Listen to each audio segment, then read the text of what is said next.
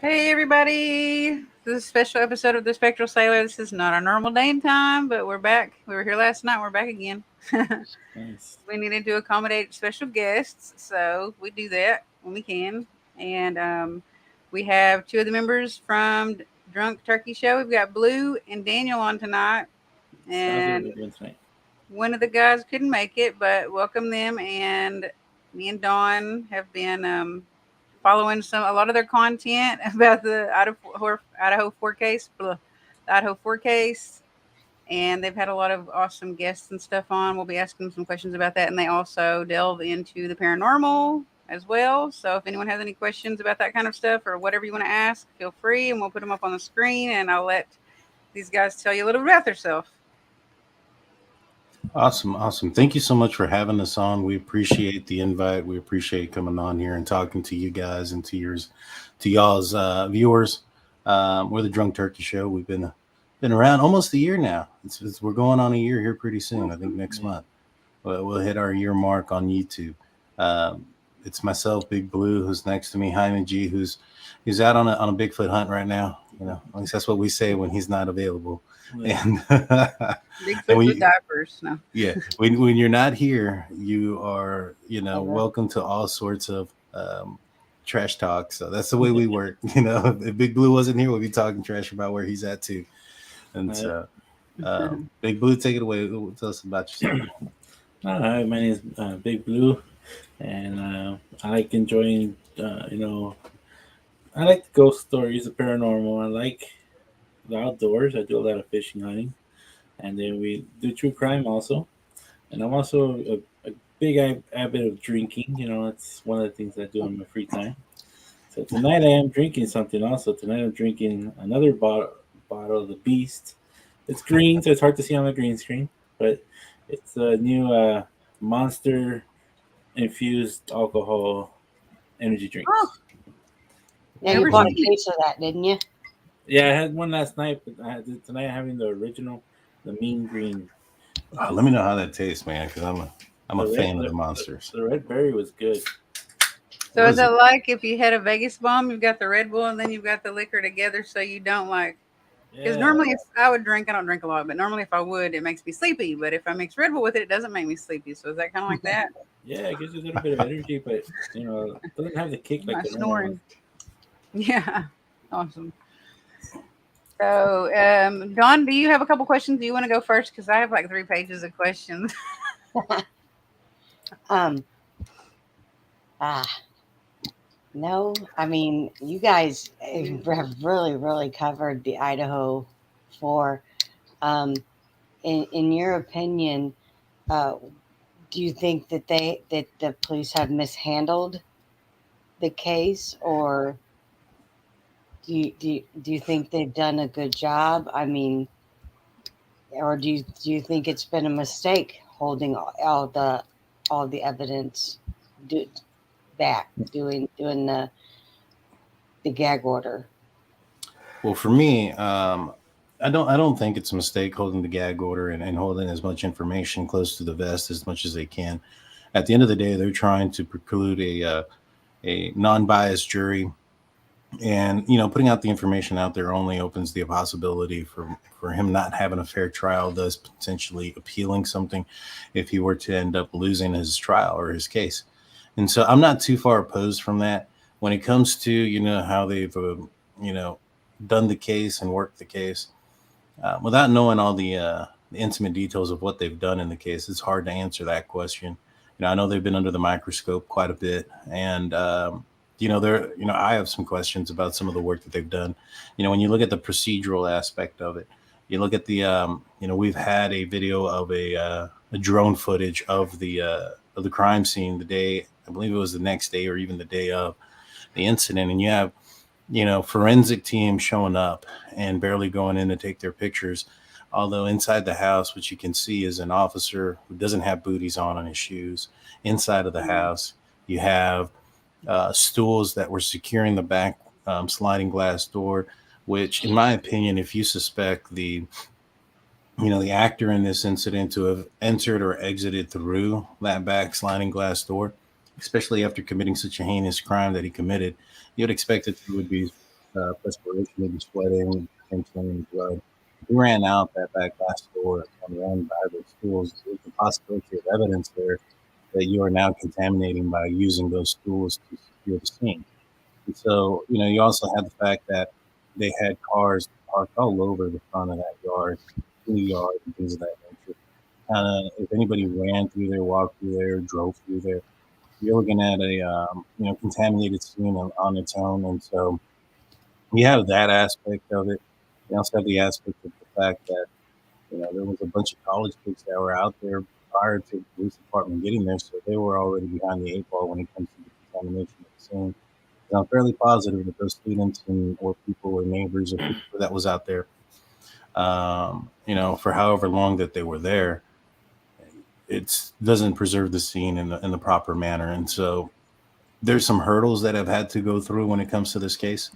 Um, a couple of things that I don't like. The first and foremost is, we had somebody come forward who is a University of Idaho student who knows the three juveniles, or not juveniles, three minors. They're under the age of 21. They weren't juveniles. I think they were grown adults already, but just under the age of 21, that were cited for minor in possession of alcohol out there in the Banfield. It's come to our attention that, at least to the knowledge of Dave, who has come forward and who has spoken to them firsthand, police never went back and talked to them. And I thought that was pretty odd that you had somebody in the area just before the suspected crime may have occurred, and you don't have police going and talking to the people that were in the area. I found that to be extremely concerning. Also, this Dave is a part of a fraternity that the fraternity, the location of it is just north of that Banfield area. There's a few fraternities that are out there, but he's in one of those. And what he told me was also that police never canvassed that area. They never went and knocked on their fraternity door. He could literally Yeah. see the Idaho 4 victim residence, the 1122 residence, from his bedroom window, and yet nobody ever knocked. Nobody knocked and talked. Nobody checked their dumpsters for anything. And when you go back and you look at what police put out there as far as what they were looking for as far as surveillance goes, it was south of that Banfield area. They weren't looking north. And so I don't understand why they would limit themselves to just that area and not look in the immediate area that was still surrounding it. So, to be a long-winded question or answer, based on what I know, it's not been the best. It's not been the best. What do you think, Blue? I'll give you a chance to answer it.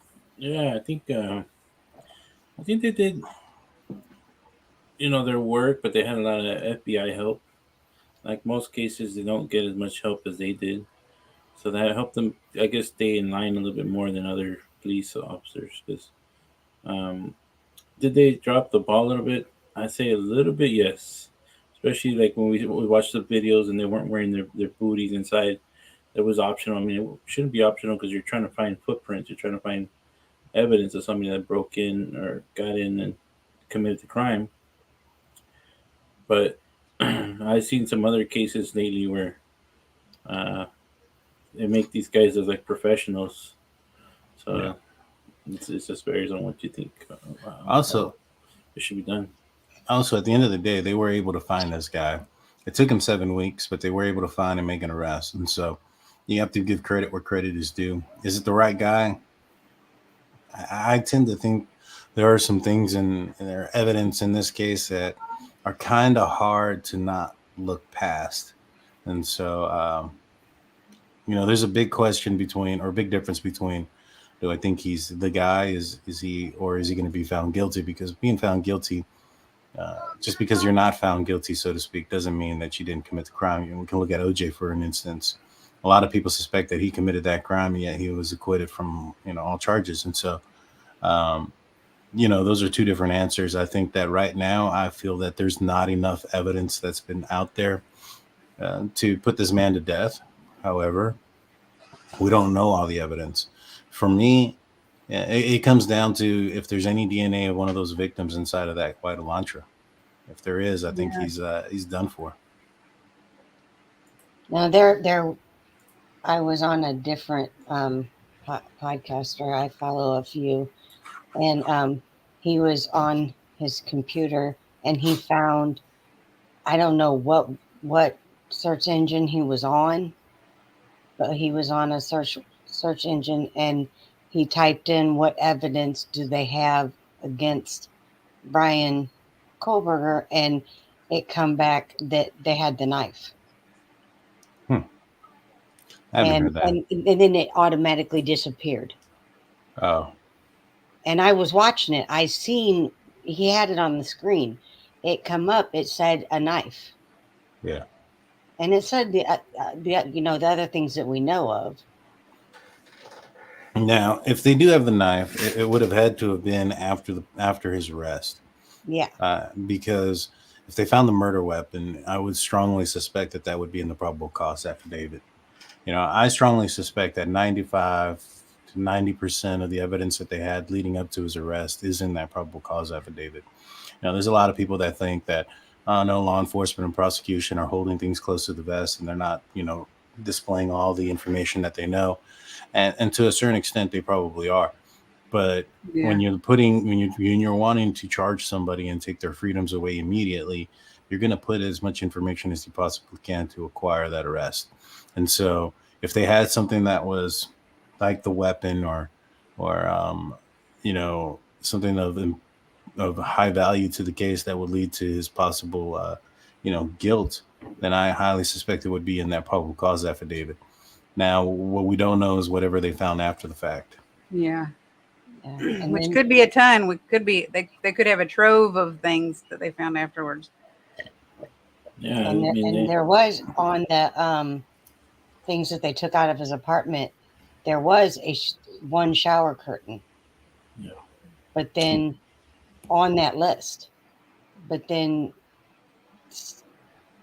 they said there was no shower curtain. So Right.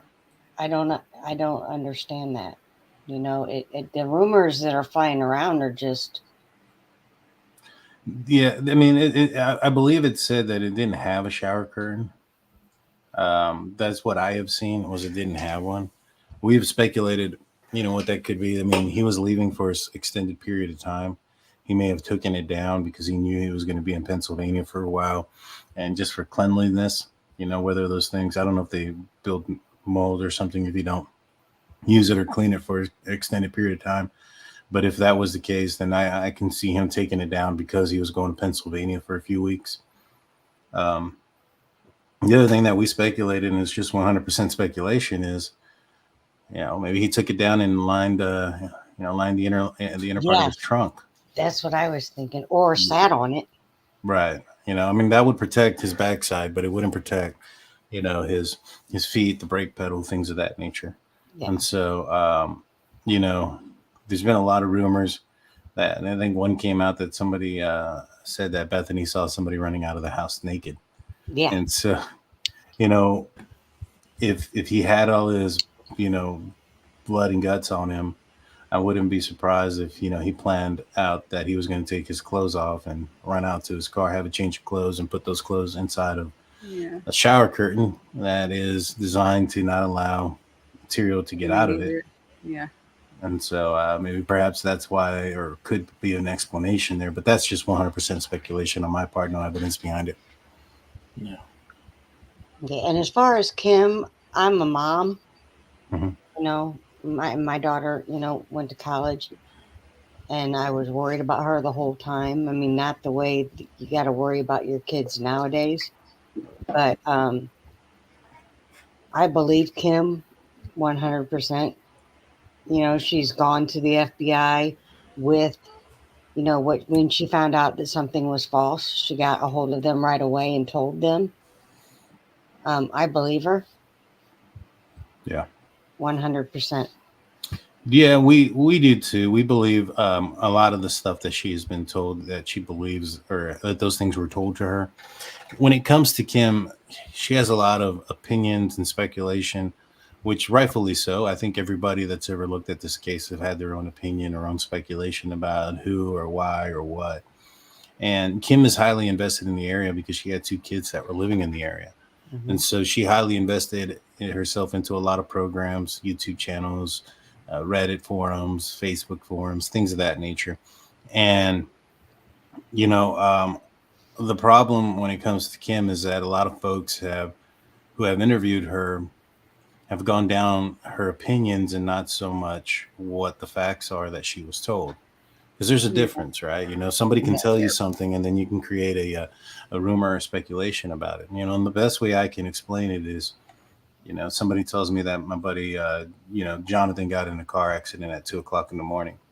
You know, I can, let's just say Blue was with him and Blue tells me that Jonathan got in a car accident at 2 o'clock in the morning. You know, I got it kind of firsthand knowledge from Blue, but me telling to somebody else and somebody hearing it from me at that point is now secondhand knowledge. And I can say, hey, Jonathan and Blue got in a car accident at 2 o'clock in the morning. I think they were drinking. Now, Blue never told me that they were drinking, but that's just my opinion based on the time of night that it Yeah. occurred and things of that nature. Or he And I was can make texting and driving. That's what he was doing. right, something can Yeah. happen, but that can all be my speculation and my opinions based on Yeah. some sort of information that I was told. And so, when it came to Kim, she was told certain bits of information from her daughter, and other things was things that she had heard or seen or put together on her own accord. And you know when you're interviewing somebody, getting the right information out is important, because you can Mhm. go down the rabbit hole with anybody. One thing that, like, for instance, with Dave, people were like hyping and complaining. They're like, oh, y'all didn't ask the tough questions, like why did Koberger do this? And I'm like, how the hell does he know why You Koberger wouldn't would have know done that. it? Yeah. Yeah, like questions like that. And I'm just like we can only ask him questions based on what he knows and what he was told firsthand. I don't want to go down the, what do you think and your opinion, because then you start to blur a line between facts and opinion, and a lot of folks don't understand that line. And Yeah, then it's like playing telephone when you're in grade school. right, and people are going to take something that is opinion, and even if, let's just say, for instance, with Dave, I did ask him because he was from the area. I was like, what was the rumors around town and around the school? And he said that, well, we had heard stories about somebody skinning a dog. Now, the police have come forward and said that they don't believe that that had anything to do with anything, with the case, that is. And so somebody could take his opinion and say, hey, you know what? The police said that that had nothing to do with the case. So all of the things that he's told us is false. And that's not necessarily true. Just because somebody's opinion could be wrong doesn't mean that the rest of the information that they're providing is wrong, if that makes sense. Yeah. Yeah. And And so, he seems to be like emotionally invested in the situation as well. So I don't think attacking him with like pitchforks of questions is really like a good idea. no, and when it came to Kim and when it came to Dave, I made sure to vet these individuals, to the best Yeah. of my ability. So, when it came to Kim, she called in, I believe it was a Wednesday night, and she told us, pretty intense story over the phone.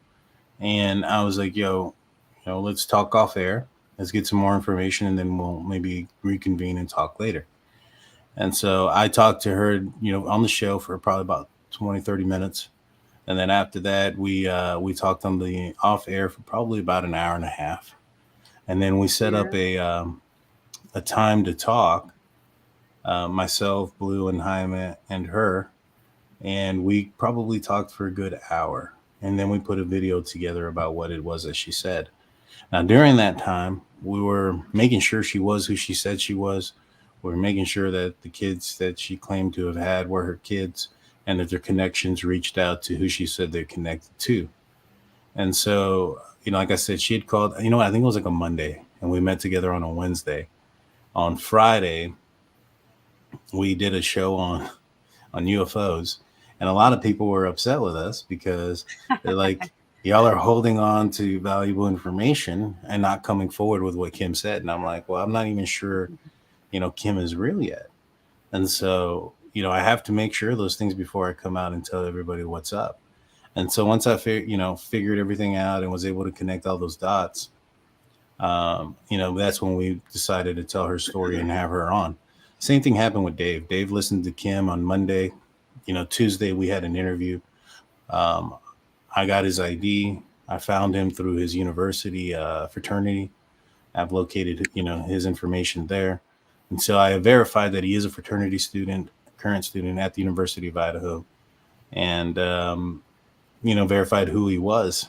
As far as everything else that goes along with it, I mean, we can only determine based on his testimony. Well, it's not testimony, but on his statement to us, um, whether or not we believe he's credible or not. And myself, Lou, we've had a couple of guys from Publicly Buzz, even Brian from The Opinionated Idiot, and Lena from Truth and Transparency, and we all feel that this man is not lying to us. Very credible, very,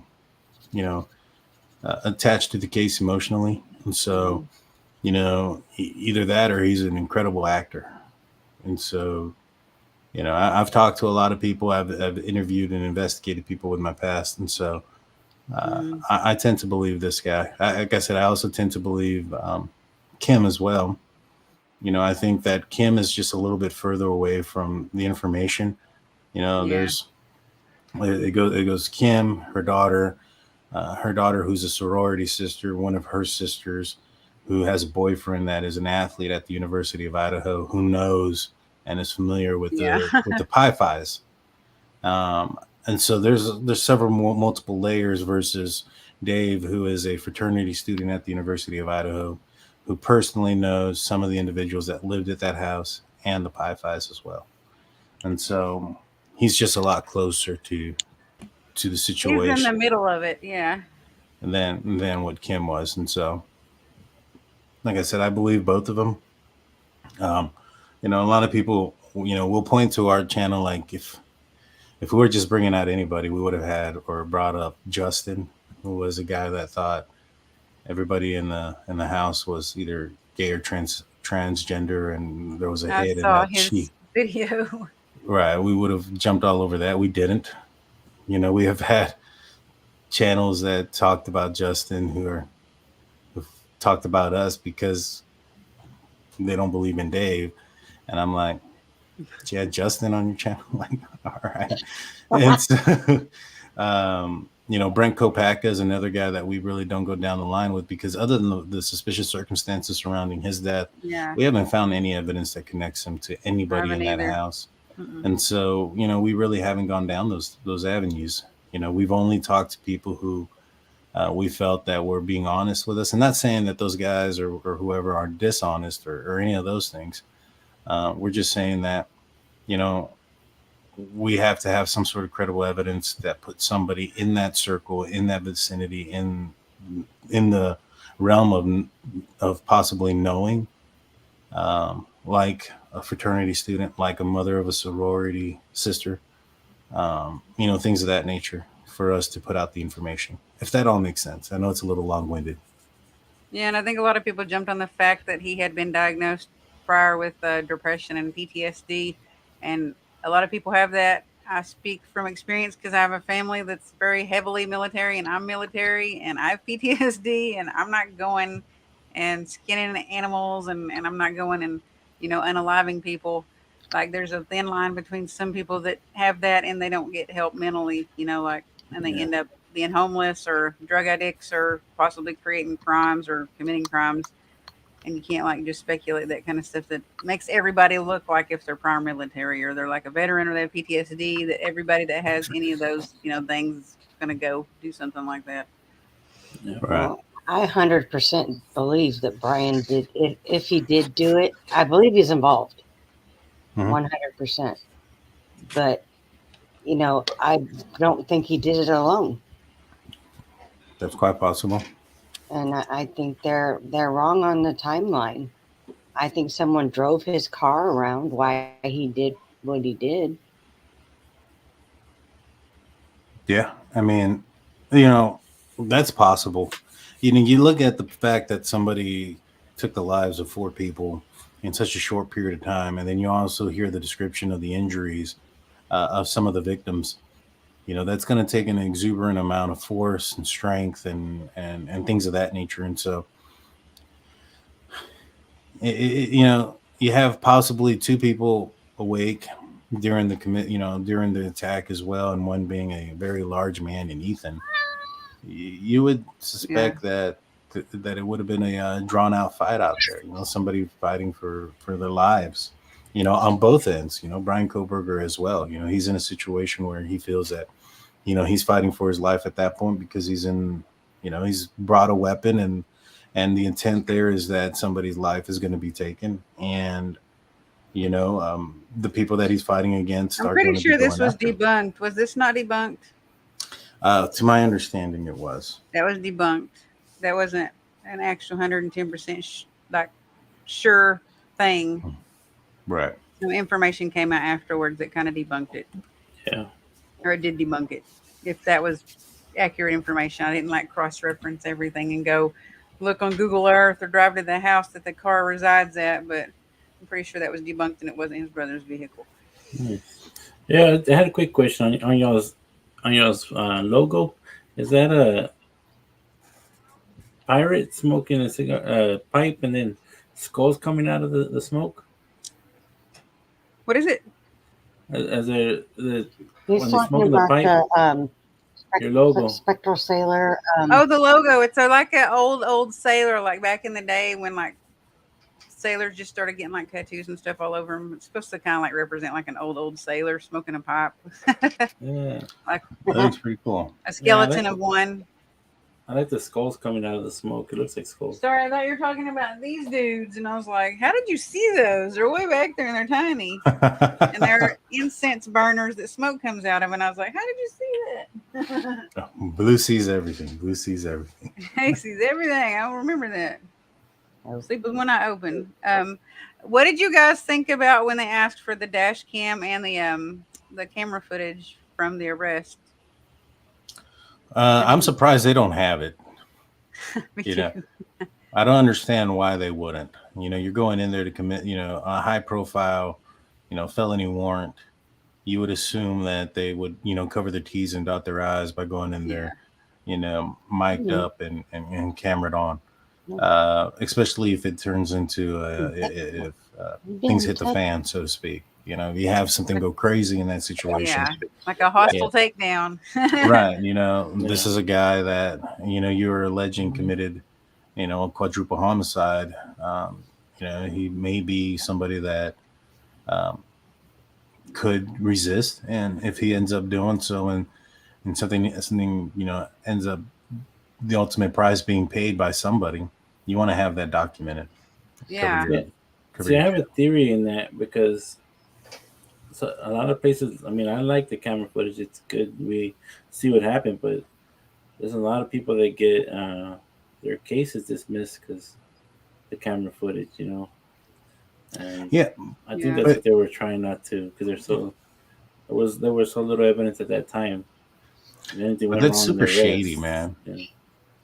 Yeah, I know, but that's what they had. Yeah, I did see that it said they had a pilot program at not Pennsylvania, at was it at Pennsylvania? Yeah, that's where he was arrested. Yeah, that they had a pilot program where they were testing out the dash cams and the cameras and stuff, but they didn't say if they actually chose to use them after that in 2018.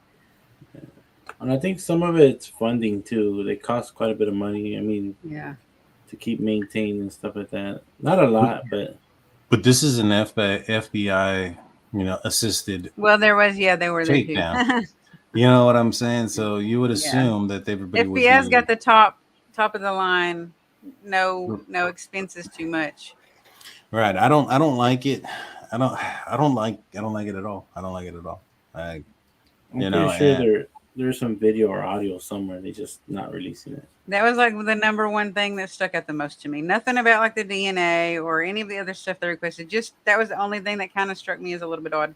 And I'm not saying I don't think he did it or anything like that. I'm just saying I actually have been a military police officer for 12 years. And I've worked at a police department, civilian side, and as an armed security guard at a casino. And I just know what I know. You know what I mean? Right. Yeah. It doesn't make any sense. It doesn't make any sense. They should have been. If he can't prove otherwise because he's stuck in jail, what can he do? That's true. That was 100%. What else, Dawn? Well, are any of you guys going to go to the grand jury trial? Well, the preliminary hearing was canceled.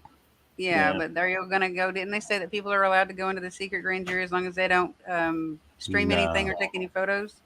no, that the secret grand jury thing has already been completed. They It's indicted him. over. Yeah. Yeah, yeah, he's been indicted, and so the I think the only thing that's next is that I think on Monday he's going to set in his plea and they'll have an That's arraignment. what I'm talking about. Yeah, and no, we're gonna we're from Texas, so it's a little bit of a drive. Ah, yeah, that is. Yeah. We I were live in gonna go. Oklahoma. Yeah, we were going to go to the preliminary hearing. You know, we had actually talked about getting everything set up. I was Where did you? just about to purchase the airplane tickets and the Airbnb, and then I was like, you know what? Let me hold off because, you know, the defense is coming back saying that the prosecution is withholding evidence, and they may end up moving this back if not have a grand jury indictment. And so we held off, and sure enough, how's it going, Adam? Thank you. He's from Texas too. That's one of our Adam's friends. from Texas. Yeah. Nice. Good. Yeah. Welcome. Adam and I Or, used to do an howdy. alien talk show. Oh, nice. Really? That's awesome. Yeah. That is What awesome. city do you live in? What city do you live in, Adam? I don't remember. Yeah, we're from the what's the military city? San Antonio, San Texas. Antonio. That's where I used to live. I think that Yeah. might be where he lives. Honestly, I'm not sure. I can't remember. Nice. Nice. It's a big city. Yeah, Don't I feel love like it. it. It feels like Yeah, a he lot of lives, little. he towns. lives in San Antonio. Nice. Oh, Okay, I thought nice. so. Yes. Nice. So next time I go there, I'm going to try to see him. I haven't seen him in like a good while. On your alien talk show, did you ever talk to Doc Skinner? Huh? Y'all know Doc Skinner? Doc Skinner? Is he somebody that lives there? No, you never got to No. talk to him. No, Doc Skinner is a producer. He hangs out with Third Phase of Moon, and he helped with the Phenomenon. I think it was. He did some production work with them. With Stephen Greer, Dr. Stephen Greer. I know who that is. Yeah.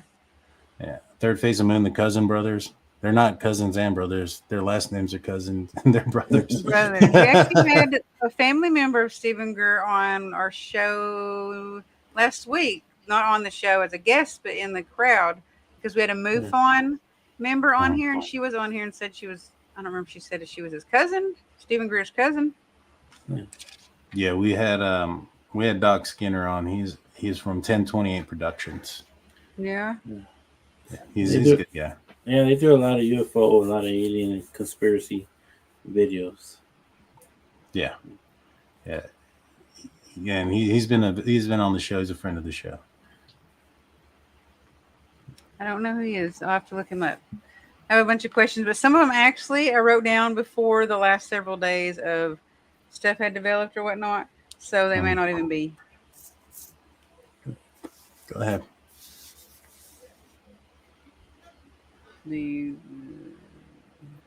Not that one. If anyone else has any questions about paranormal stuff or whatever, they're also into paranormal and conspiracies as well. But I had a question. Have you guys ever heard of, like, I guess school age kids talking? I know they like the paranormal stuff and stuff, but about like them talking to ghosts or dating ghosts. Have y'all ever heard of that? Yes, about people claiming to like have a ghost lover. Is that what you're talking about? Yeah. Yeah, I've heard Yes. several different cases of that.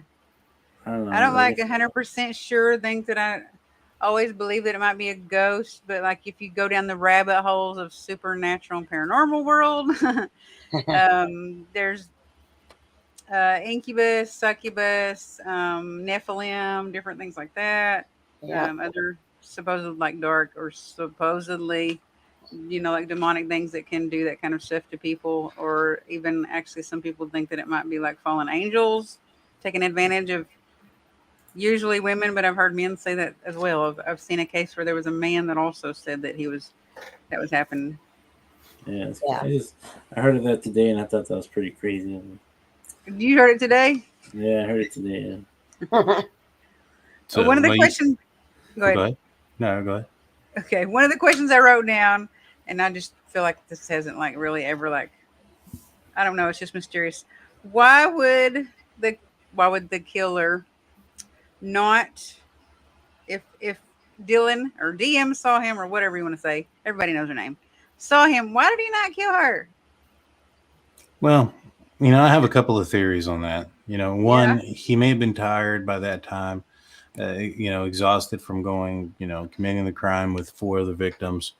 We had Dave on the show who had been in that house, and I asked him about, what it was like walking through there, if, things of that nature. And one thing that he had said was that Dylan's bedroom looked like a closet, and I felt that that was a possibility as to why he may have passed by it so many times.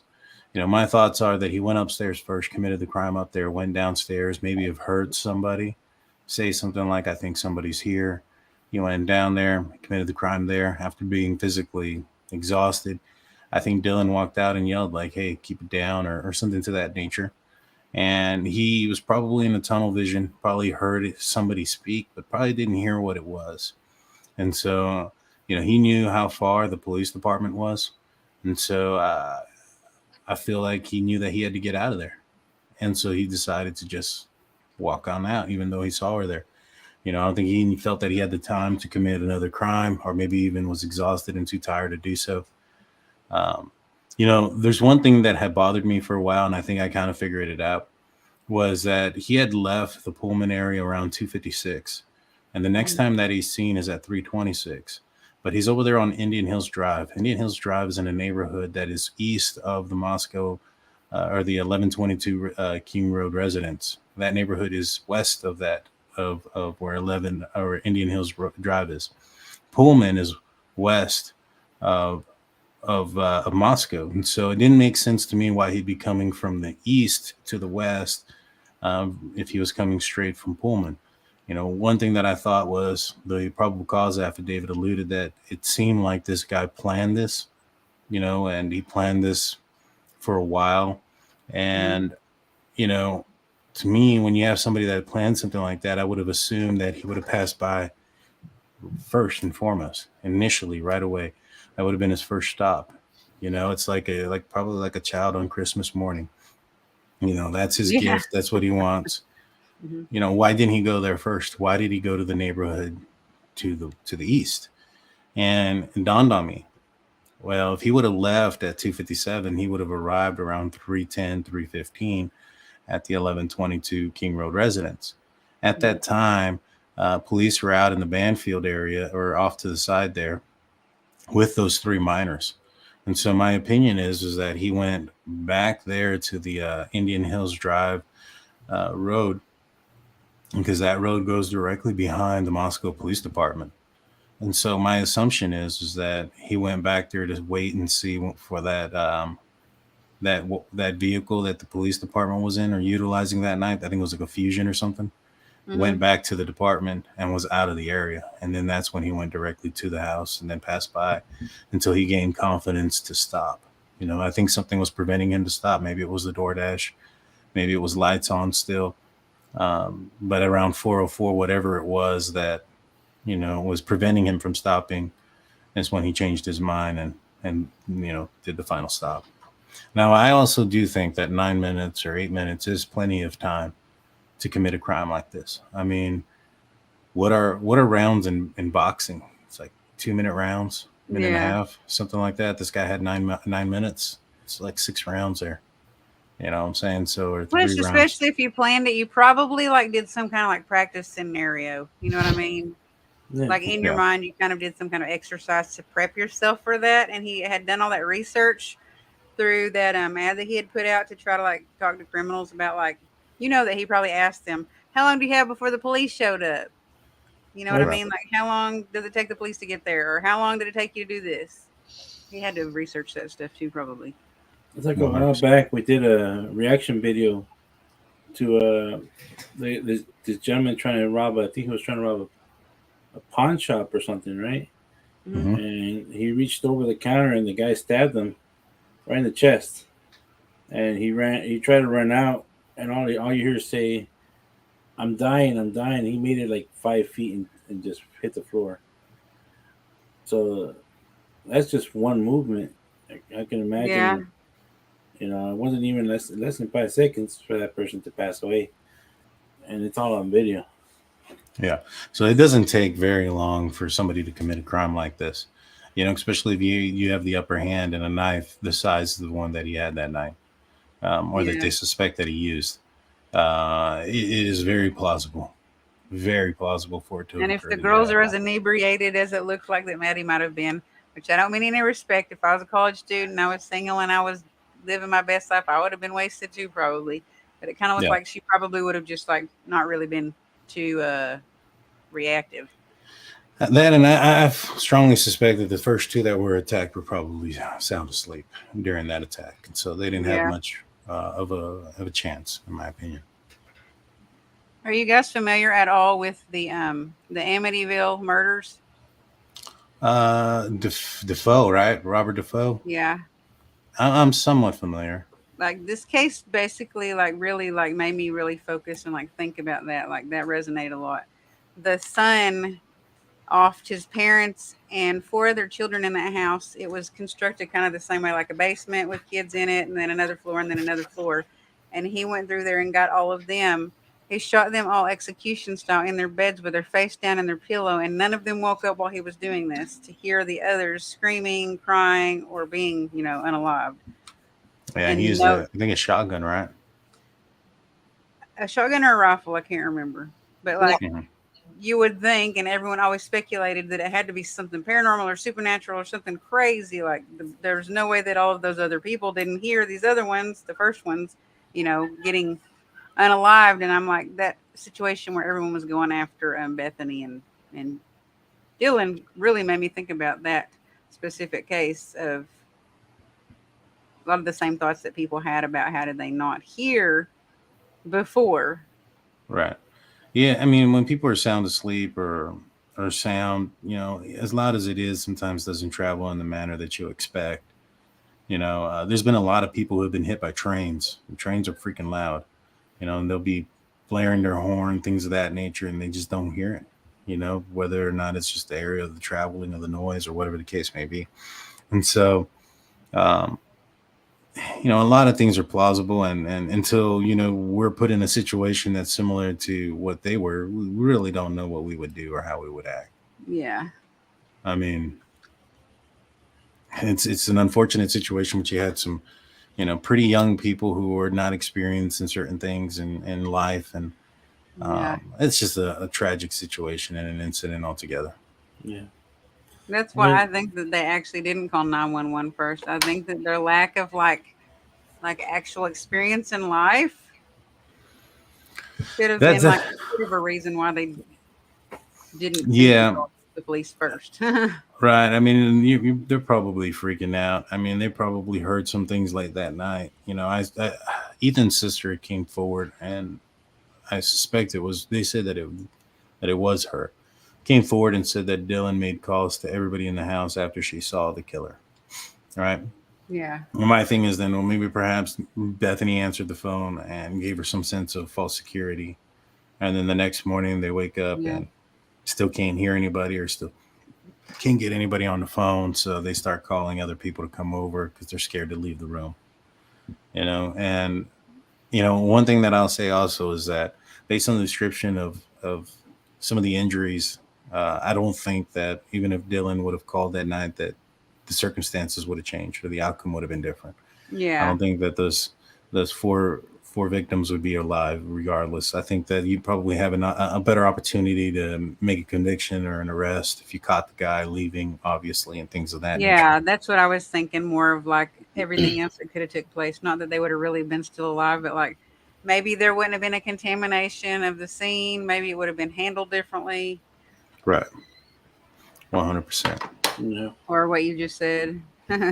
See, 'cause if they were, from my experience from seeing other crimes, um, if they were still alive after they got attacked, there would have been like some sign of them calling 911, trying to crawl to their phone, or trying to crawl out, yell, and then nobody ever said that. So I think I think that if they were alive still, they would have made some attempt to try to like yeah. So there's no signs or evidence to move. show that they did that. That I think Steve asked, he asked the coroner, he asked the person that did the autopsy, Hmm. and they told him that no, there was nothing that anybody could have done. Yeah. Their lives were already over before Koberger or whoever committed this crime exited that house. Allegedly. Yeah, and so Yeah. it wouldn't have changed anything other than the fact maybe perhaps they would have been able to caught this guy and had more of a solid case against him. Yeah. Yeah, and But some of the other stuff that I've heard be said of why was the possible motive, which we don't know for sure. This is just hearsay. If any of that was true, the possible motive was to, like target and take out the people, not leave them alive. Well, it was supposed to have originally supposedly been to rough them up, but I think that like the person that did that, they didn't want to leave them alive. That they did it in a manner that they were like completely successful in what they wanted to do. police they seem to be pretty adamant based on the paperwork that I've seen in the court documents that they believe that there was some planning that was done, some cyber stalking. All of those little bits and crumbs of pieces lead me to believe that this was somebody that was infatuated with at least one of the persons inside the house, and tried to commit some sort of the perfect crime. You know, that's what they kind of allude to. I think Yeah. that they're probably right. Well, they Because I probably have mean, all of that on documentation right now on all of those 25,000 pages of whatever. Yeah. right, which sounds a lot more accurate. A lot of people were coming after me, or not coming after me, in the comment section when I said, because I think initially it was like 1,300 photos and documents that they released. I initially said, "Man, that's weak. There's no way there's no way you have a house that's completely from top to the bottom a crime scene, regardless if there was something that occurred in the bottom floor. You're still going to take pictures of the bottom floor, of every angle, of every Yeah. position, everything you can possibly see. And then you also have his apartment complex, you have his workplace, you also have his vehicle, and you have the house of his parents' house. It's like 1,500, 1,400 photos makes zero sense. There's no way there has to be. Yeah, because I can Yeah. take that many. Like me and my daughter do photography as like a side gig, and like sometimes I'm like, why did I take this many photos? It's not yeah, of something that exactly. I needed tiny pieces of evidence from, like it's not of anything like that. Right, right. Random stuff like trees or something. Yeah, yeah. And so we've when I saw that 20,000 pieces of evidence, that seems more like it. Now, I don't think that Yeah. just knowing that there's 20,000 pictures and documents or whatever, or 9,000 tips, that should allude to some sort of form of, that's it, he's guilty. Um, you know, the same picture, there could be an image of the same picture like 15 times just to get the right angle, the right Yeah. aspect, blood splatter coming off of the walls, things of that nature, and you have to get every angle in there. And so you're looking at one scene just completely taking pictures over and over and over again. Yeah. And so, um, does it mean he's guilty? Does it mean he's innocent? I think they would have had 20,000 pieces of evidence, whether or not they knew that it was Koberger or not. So yeah, we'll see what happens. We'll see what the results are. The one thing that Yeah. I found interesting is that the defense is asking for the results of if there was any DNA found in the white Elantra. They claim they've given everything over to them. The defense is Yeah. claiming they haven't gotten that information. If the defense hasn't gotten it, I feel that could be a possibility where um, there's some tomfoolery abroad. Or some poker hand, poker playing, poker I face. don't, I don't, I don't think so. There shouldn't be. When you have somebody that is defending his, for his life, right? His life is on the Yeah. line here. He has the right to have every piece of evidence that has gone against him, so that he can create a defense for that evidence. That's the constitutional right that every citizen has, and so the prosecution shouldn't be holding anything back, and you have to give that person the opportunity to make a defense for himself. So his life is literally on the line here. Yeah. Well, I think that's why that they worded it that they gave everything that they know of. Yeah, yeah, Because that's true. they didn't Mhm. say we gave you everything that exists. They said that we know of. And those words, like when I don't know if you ever watched these, like where people analyze people getting interrogated in a room and they read body language and they read the verbiage and stuff that they say and they'll like say, well, this means sometimes this forensically and this means sometimes this forensically. And a lot of times criminals will say, not that I know of, because they don't want to say yes I did it. They'll say not that I know of. Yeah, You Or mean not to that I tell me people remember. regular people don't listen to every word that's being said? Huh? Because I tell you what, they listen to everything that I say when I talk, and if I have like one slip up or I say the wrong word or whatever the case may be, people just hound on it. Like when I accidentally called Kim Pam, like that was a 100% accident, and I have a problem. I can't stop calling her Pam. I still call her Pam. And when we had Publicly Buzzed on, Steve and Dan from Publicly Buzzed have never spoken to Kim. And when he called her Pam, I was like, finally, somebody else did it. That's not me. So that you guys can see that it is 100% easy to call somebody by the wrong name. And once you She have didn't that seem name, like she cared. no, she doesn't. Yeah. You know, it was a complete accident. Like I've told so many other people that, back in the day, when I would go, when I was in high school, there was, I guess this is kind of when it started. I had a friend named Travis, one of the two, and I called him the other name on purpose, just because I knew it bugged him. I think his name was Thomas, and I called him Travis. And now I just have the tendency of calling people by the wrong name. I am so freaking bad at names. You programmed yourself on accident. I did. I did. There was a football player named Vance McDonald that I called him Vance Jackson forever because there's a street in my town called Vance Jackson. It's I just, am terrible at names too, so you're not the only yeah. one. Yeah. And so people will listen to every word and like, oh, he said this. That must mean that. And I'm like, well, one, I'm not involved in this case. And two, no, people make mistakes in the words they say. There's always accidents. Yeah. But, So oh, go ahead, Blue. I was gonna say, I haven't seen too many episodes of your show. So what is your show about, like exactly? We usually have like we had a MUFON person on last. That was our last guest. No, our psychic medium was on last week, and before that, the week before that, we had a MUFON field investigator on. Okay. Usually like those kind of people, like people I guess that are in like the supernatural, paranormal, spiritual slash conspiracy type world. If you want to, throw UFOs. Did you get Then a we all reading? did. I Yeah. Did y'all get a reading from the medium that was on? Yeah, he usually does one for us. Yeah. Yeah, we both know him, so we Was it could. accurate? Yeah, mine was pretty accurate. I'm naturally skeptical of everybody and everything. that's just I that's was just actually what going I to am. ask you that because I felt like you probably were, because actually some of the stuff that you've said and that we've discussed tonight, there Yeah. is a medium and he's actually world renowned, or at least very well known. He's actually a psychic detective. Oh, And nice. he actually described, you said something about Dylan's room looking kind of like a closet. Mm-hmm. And he did like, what I guess it's what they call like a remote viewing Mm-hmm. of the home before like the inside had been seen. It Mm-hmm. hadn't been like, like seen yet. And he said that he was seeing and getting something about like a closet door, something that looked like a closet door that was very significant in this case. And when you said it looked like a closet door, I was like, bam, that's what he was talking about. So That's quite plausible. When I looked at the house from the virtual room, that initially came through my mind was like, this kind of looks like a closet door. When we started looking in this case, I'm a little bit, I guess, I look at things from 1,000-foot view, and I like to look at different avenues and a lot of things at the same time, and I can kind of pick up on certain things before. And I told the guys this, and I told them off air.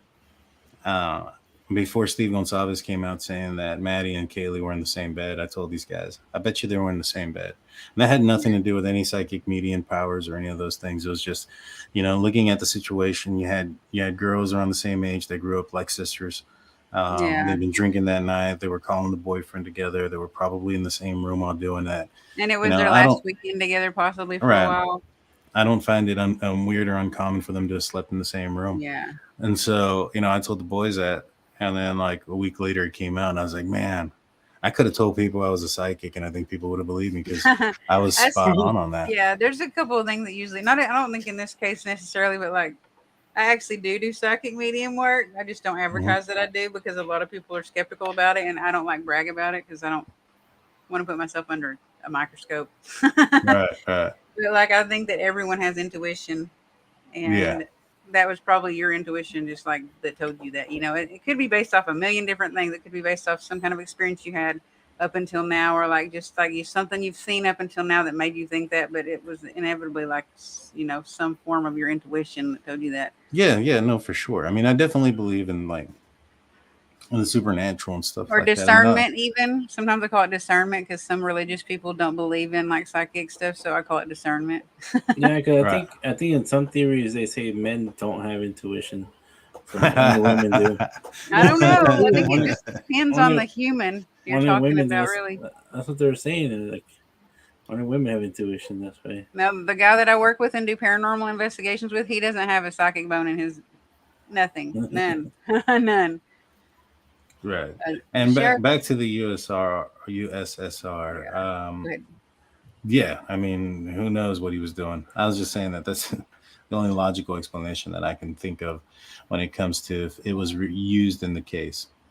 If it wasn't, then like I mentioned, the other thing was he probably was leaving for a while and took it down for a cleansing purpose.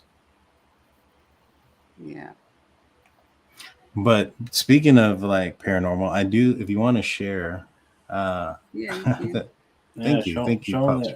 that video, man. It's good. That picture. Yeah, I got a Yeah. couple of pictures. If you want to share my screen, I have it at the bottom. All right. I didn't know if you meant to do that or not. And I was like, are we supposed to be spying on your family? Yeah. No, That's this what I is thought. this I was was on like, purpose. okay. So the other person in our group, his name is Jaime. He lived in an apartment complex, and in his apartment, he and his girlfriend at the time were hearing strange things or whatnot. Hunter is a hunter. Jaime is a hunter, and he has trail cams and things of that nature. And he put a trail Yeah. cam in his house, and it captured 3 images or 4 images. It captured him putting up the trail cam, taking off the trail cam, and then it captured 2 other images while they were gone. And this is the first one. Um, and I asked him, I was like, what set off the trail cam? And what he told me was, in this image, you see that, I don't know if you guys can see my mouse here, but in the top or the bottom right corner, you have this pink object that's sticking out to the corner here. You Yeah. have what looks like a child's bike, and you have a pink object that's going through this loop here. There's a yellow loop and a red basket. You can see the pink object before or in front of that yellow loop and then behind it. So it's going through that. We have no idea what it is. But the next image that he caught was this one, where if you see over here, Yeah. somebody's standing there. Wow. Now, I'll go back. They're covering exactly through the clock. You can't Were even see those it. sequential? Like the pink one was first and then that one was right after? Do you know? Yeah. Next image after? Yes, it was. And as you can see by the bike, there's no pink image there. Yeah. There's no pink whatever it was. Now you can see in the reflection of the chairs here, you can see the light source that is, pushing out the light, and that is, it looks like a window in the reflection of the chair there. I don't see anybody standing there or anything Well, like the first that. thing I noticed is it's see-through anyway, so you can't explain that it's see-through. 100%. You can see this frame line in. right there. Yeah. Yeah. Like how you are probably with like this case. That's how I am usually with like paranormal photos or videos and stuff like that. Yeah. So this is one of the things that Jaime had caught in his house. Yeah. No idea what it means or what it is. And so, thank you back in the USSR. Appreciate that. There's something Feminine. back here too. We're at here. Back. You have to tell him. Like, Okay, there's a white pole. There's the white pole. Right, this one or this Yeah. one? Okay, No, this the one. white pole. Uh-huh. And then there's something right there. I would have to magnify and I would have to blow it up further to like determine if there's something in there. Because that's what I do is I do debunk everything when I do investigations of any kind. I have to debunk. Wrong one. Hey, that looks. I also cover the Pittsburgh Steelers, so that was one of my thumbnails. I see that. So This is the image and this is the second one. I mean, they look pretty similar to me. I'm not sure. Maybe there is something back there. I can send this to you guys. Yeah, that'd be awesome if you did. I did notice that there is some color or light back here. Watch. That gets Yeah. darker too. Yeah. Huh. Which does the trail cam? Do you know how it works? Is it a motion activated or It's motion motion sensor trail activated. cam? And does Uh-huh. it have a light that comes on, or does it have a blinking thing? Because I have some trail cams too. Because I actually stick them to trees and put them out in like forests or people's houses to like monitor activity in their house or at locations. And like some of them have like a blinking light that goes and it blinks on it Yeah. when it's triggered, like a little red light or a green light, or maybe even a white light in some of them. But the one I have, I think it has a green light. And sometimes that'll go off. I don't think that where the trail cam's at, that it would affect that direction or that part of the house or that room. It'd have to be a really bright light. But like Right. sometimes they have a little light that'll trigger when they snap the photo or they snap the footage or whatever it is. Yeah, I'd have to ask him that one. I'm not too familiar with. And answer the question. Did he move out after? I don't think it was too immediately after, but he did move out after this incident. Yeah. And so, but I'll ask him about the those questions you had. I hadn't noticed the light difference until right now, right Yeah. here. And I wish I could tell what time it was, but yeah, I thought that this was something maybe you guys would appreciate. Yeah, Yeah. thank you for sharing it.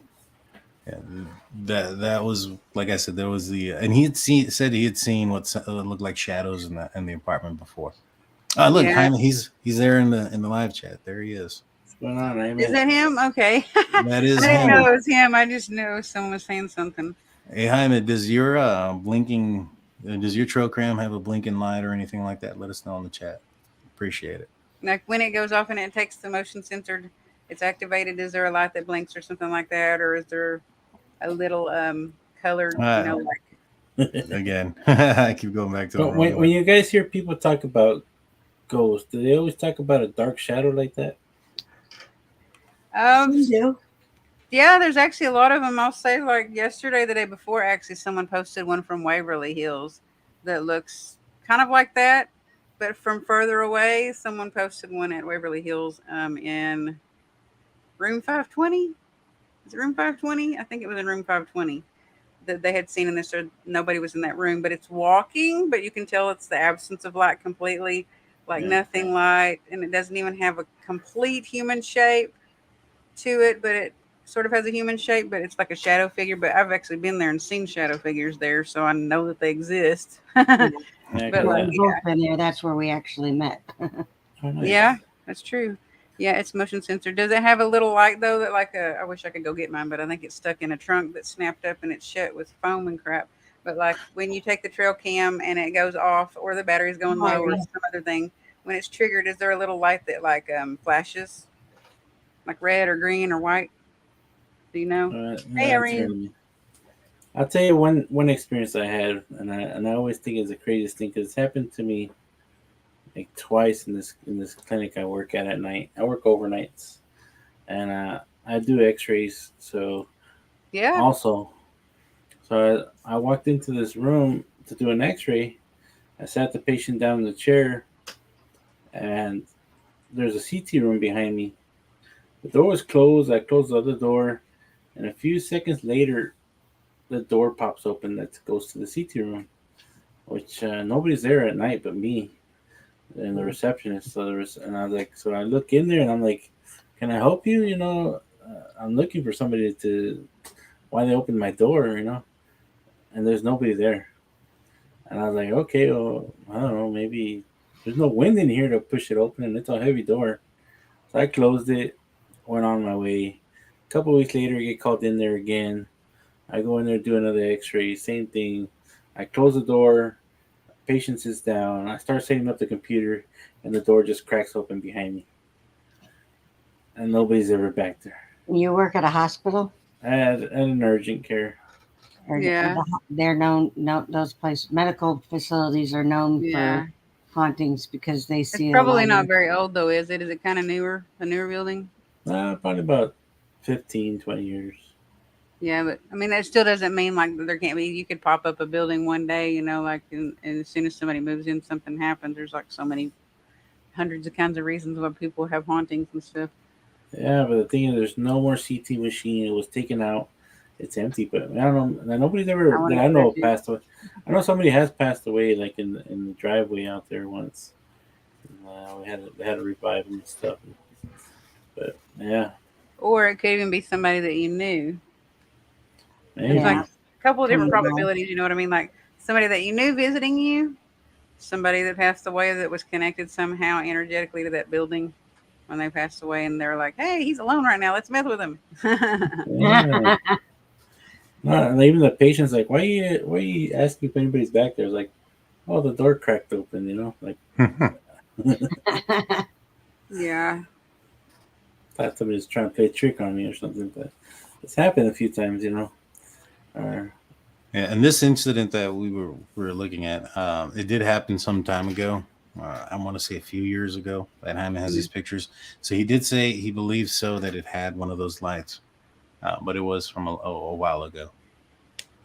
It's like a possibility that could have caused the shift in the lighting, but I don't really think it was because the light I don't think has enough power to make that looked like another room, right? Like there was a doorway there and there was another Yeah, room. It looked like yeah, it possibly could have been from whatever was in the photo. If it moved to where the right. shadow figure was, the light went with it. Maybe. Yeah, well, yeah, 100%. And that doesn't account for that shadow that's there in front of the clock. No. That's a pretty stout shadow. Which if you that would be a whole show to talk about shadow figures. That'd be just like a whole show. yeah, There's so many theories about shadow figures. yeah. We used to talk about those kind of things in the beginning of our Yeah. shows I'm and sure UFO after all stuff. of these like big cases died down, you have plenty of paranormal stuff you can go back to talking about. Oh yeah, Yeah, yeah. We like I said, we don't just talk true crime. We've talked Yeah. ghosts, we've talked aliens, ETs, Bigfoot, 411, the missing 411. Musicians. We've had musicians on the show. We've had film producers. One of our friends who lives out in Austin, Texas, is a is creating his own movie, and he's asked us to be a part of it. And so we might be doing that, going to the silver screen, so to speak. Uh, yeah, so there go. Jaime says prior to that, there was a lot of activity that was going on. That's why he decided to set up And, the camera. and from what I understand, y'all have a lot of like a lot of activity in around in that area because you have like the Alamo and a lot of other stuff. What is the Yeah, Alamo connected to? Like the Alamo's. I'm not a history buff. I'm not gonna lie. so Well, does he have the link? He can come on up. oh, Jaime. Yeah, I Yeah. sent it to him, but I think he has his kids tonight. That's usually Yeah, why he doesn't that's come out kind of on hard. Thursdays. Yeah, He yeah, said prior to being taken, there was a lot of activity, and that's why I set up the camera. Yeah, that's usually what like when we get like a message or like an email or like a phone call or whatever. There's usually some kind of activity. I actually have like a field interview card, like you would take if you're like interviewing like a criminal, but I yeah. changed it and altered it to where you're interviewing like a person to rule out all of these different causes or pinpoint possibly like a smaller list of things that might be causing their issue. Maybe it's like like something in their house is messed up and broken, Right, something like maybe it's like not to take this like the wrong way for anybody, but sometimes it is actually mental illness. right. Sometimes it is like Sometimes it is. schizophrenia and stuff like that. I've actually worked like a case where it was like a paranoid schizophrenic person. Yeah, um those are always rough. yeah, I was talking to somebody the other night about schizophrenia and because I used to have a homeless person that used to come into my office all the time. And yeah. he was schizophrenic, and he would throw out some of the craziest theories out there, and we try to calm him down, get it and have him leave because he was off his medicines, didn't want to take his medicine, so Yeah, um, that so I was happens. I talking. have a cousin that wouldn't take his medicine and we had to make him, and he would like did he tell you stories about like people that actually weren't there, like people that visited him or came to see him or Yeah, we talked about being abducted and being probed, and that he knew Ronald that's Reagan and all okay. this other stuff. I'm like, okay. But I was talking to this other, I guess she's a she was like a she does the not the counseling. She does the I guess she does the she Like works no no spiritual, or no no like in the casework. She does case management work oh, for like a them. social worker. Yeah. Is it So like Child Protective Services or something? no Or no it's for older people who I guess who have schizophrenia and oh yeah, psychiatrists kind of referrals and stuff yeah, like that. She was like telling me that psychological evaluator or something, like that. yeah she was telling Psychiatrist, me yeah. that some of them would say they would hear these voices, right? And she would say that she would ask him, "Why do you always hurt yourself?" He's like, "Well, it's because the voices tell me if I don't hurt myself, that they're gonna come hurt you and kill you. So I have to hurt myself so I won't hurt you." Or the psychiatrist, and that's pretty crazy, man. That would That be really happens. scary to live like that too, though. It'd be scary to be the person living. Yeah, So, that's and they Oh always wait, talk they said about seeing something. dark figures. That's what she told me. That the when the figures come talk to them, it's always a dark figure coming to talk to them. Because she I asked them wonder. what figures are they look like. Which sometimes I actually do have like some theories that people that do have stuff like that going on with them are actually attacked by unseen forces because they're a weak target. Like if you can like go in and like like find some kind of any kind of evidence to prove that there's actually something going on and that's not what's wrong, they're not just seeing it or hearing it, then I believe that like sometimes they're just targeted because they don't have this like the mental capacity or the spiritual capacity or like like the strength to like protect themselves from that or like Yeah, decipher what's real and what's not. They don't know if it's real or not, you know what I mean? So yeah, yeah. I mean, it's pretty crazy. Like, there's a lot of mental health issues here in the homeless population in San Antonio. yeah, there is. I Yeah. mean, I just like a while back, I was at work and there was this gentleman standing at the corner, just staring at like this at the moon, right? And I told my coworker, I swear I saw him like 30 minutes ago, just staring at the same spot. He just standing there, like in the middle of a sidewalk, right? And then we got busy, and then an hour later we looked out there again, and he was still out there standing at the moon. He was just like in the middle of the night, just standing in the sidewalk, just staring up in the sky, standing in the same spot, Yeah. not moving. I'm like, that's pretty weird, you know? I feel sorry for people like that. I They're do too. they're not I right. mean, sometimes it's not something they can help, but sometimes there's been a lot of like a rise in a lot of drug activity too. I'm not saying that that person was on drugs. I'm just saying in the homeless community, I used Oh to yeah, like do volunteer work and stuff like that, and deal with a lot of homeless people. And like sometimes the drug usage is yeah. bad. There's that fentanyl, and there's that new xylocaine. That's Yeah, the the trank animal drug. tranquilizer. Yeah, that they're mixing it with it, and I seen those scars on people before, and I just didn't know what it was. So now you know I've what it heard is. so many times that that place is haunted. I've never I've never been there. Warner Brothers Burbank. Is that the only Warner Brothers? Is there multiple different locations that are Warner Brothers locations? Like they have different like communities or whatever.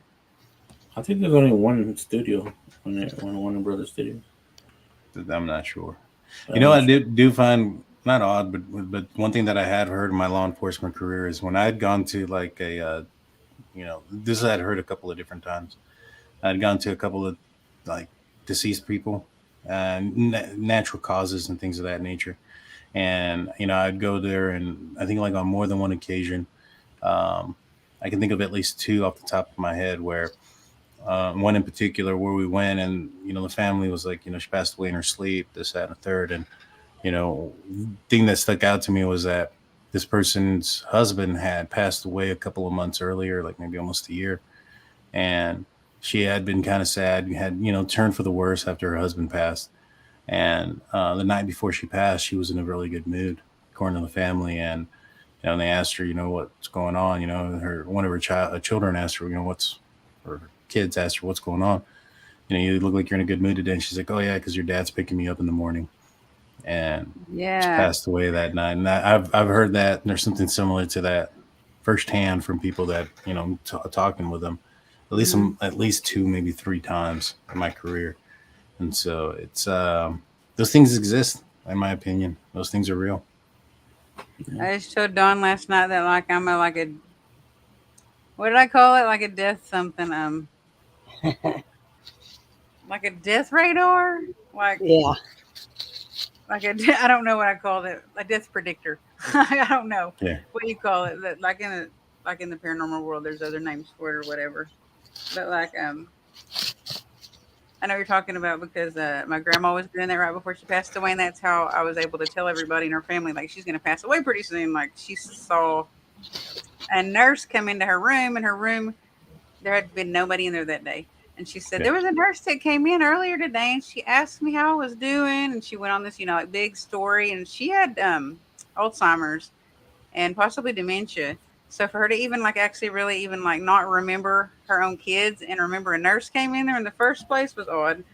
And she said that there was a nurse that came in there and checked on her and she would talk to her and asked her if everything was okay. And my mom was like, she told my aunt, "There's no there hasn't been anybody in here today, I don't think." And it was really early, I think, and they had asked the nurse, and the nurse said, "Nope, nobody's been in there." And I was like, "It was an angel." And I was like, "Grandma gonna pass away in the next few days, so y'all get ready." And she did. It was either day after that or 2 days after that she passed away. Mhm. And like that's why I thought you worked in law enforcement. I just got that vibe, or you might have said something about it before. I don't remember. Yeah. But I like told her I was like, I think he worked in law enforcement because he just seems like that person, I knew he did. that type of person that's like law I enforcement. watched the show. Yeah. Because Yeah. go ahead. I was a police officer for a couple of years. Okay, It's been probably, what year are we? 2023, 11 Yeah. years now. So it's been a good while. It's been a good yeah, while. but you don't ever like lose the like Just you that. like you do have intuition. I think that like when you work in the medical field and the law enforcement field, that you actually like develop a sixth sense. And I didn't believe in this stuff that I'm talking about while I was doing armed security. I didn't really believe in paranormal. I don't know if I switched to like my left brain side of thinking or like something just changed, and I just put all that stuff like in the back of my mind and it didn't exist anymore. Even though when I was younger, I grew up seeing things all the time, experiencing things all the time. I was always told not to talk about it, so I just kind of like, they don't exist. I didn't even start doing paranormal stuff again until people in my family just started passing away, like left and right.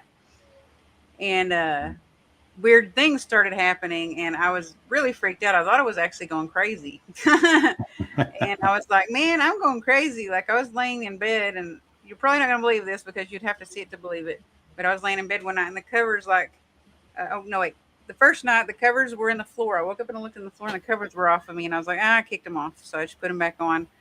And I was like, the next day I was like, hey, did y'all knock the covers off of me or did you pull the covers off? No, I don't know what you're talking about. I was asleep. And the next night the covers, like I'm laying flat. This is me. And this is the covers. And they went up like this. And they went off like this. And I was like, what just happened? And I was like, hey, did you just pull my covers off of me? Even though I knew that he didn't. He was like, I don't know what you're talking about. I'm asleep. And so like the night after that, mind you, I had a family member that had committed suicide. Mhm.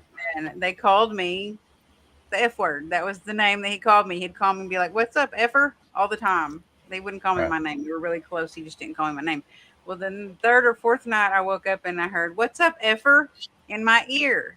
And I woke up and I knew the voice and I looked around, but I didn't see anything. And I was like, what is going on? So I was like, I am losing my damn mind.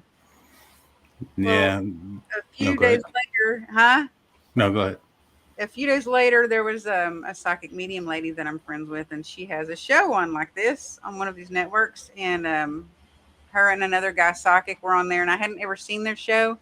I just happened to wake up, and I guess like it was time, like the kids had just gone to school, and I watched their show for the first time ever. I'd never watched it before, and I was just Mhm. watching, seeing like what is it all about. And they said, there's someone Mhm. watching right now, and someone here has a message for you, and they're being very persistent about it. Like they're not waiting in line because they were trying to, I guess, communicate another spirit's message first, but this next spirit was like, "Hey, you gotta like tell this message to somebody they're watching right now." And they said this spirit's name is Jason, and Mhm. I was like, "That's weird," because that stuff had been happening to me right before that, and I was like, "That's weird." And they said then this spirit Jason is kin to you or your kinfolk, and y'all were very close, like brother and sister. And I ain't gonna lie, I just started bawling when they said that, and I was like, "Is Yeah. this really happening? No way!" And then they went in to actually say that he had done drugs and he had committed suicide. Mhm. And I was still kind of not convinced completely because that still could be a statistical thing. You know what I mean? The name Jason's very common. A Jason that could have committed suicide and did drugs, very, very likely that like millions of, well, not millions, but like that could be like red common. So I was like, Right. okay, you got to convince me a little bit further.